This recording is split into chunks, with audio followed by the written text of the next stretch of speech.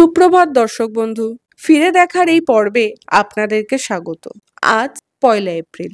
আজকের দিনে কিছু উল্লেখযোগ্য ঘটনা নিয়ে আমরা উপস্থিত হয়েছি। 1935 সালের 1 এপ্রিল ভারতের কেন্দ্রীয় bank reserve bank of India প্রতিষ্ঠিত হয়। এটি দেশের আর্থিক নীতি নিয়ন্ত্রণ করে, মুদ্রা সরবরাহ, ব্যাংকিং ব্যবস্থা এবং বৈদেশিক মুদ্রার তত্ত্বাবধান করাই এর প্রধান কাজ। দেশের অর্থনৈতিক স্থিতিশীলতা বজায় রাখতে আরবিআই গুরুত্বপূর্ণ ভূমিকা পালন করে। পরবর্তী উল্লেখযোগ্য ঘটনাটি হল 1949 সালের 1 এপ্রিল, অর্থাৎ আজকের দিনেই উত্তর আটলান্টিক চুক্তি সংস্থা অর্থাৎ ন্যাটো গঠিত হয়। এটি একটি সামরিক জোট।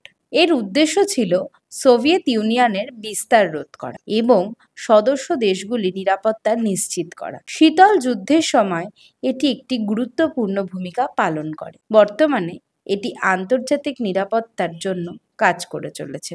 2004 সালের 1 এপ্রিল গুগল জনসাধারণের জন্য জিমেইল ঘোষণা করে। প্রাথমিকভাবে 1 জিবি স্টোরেজ সহ এই ইমেল পরিষেবাটি দ্রুত জনপ্রিয়তা লাভ করে।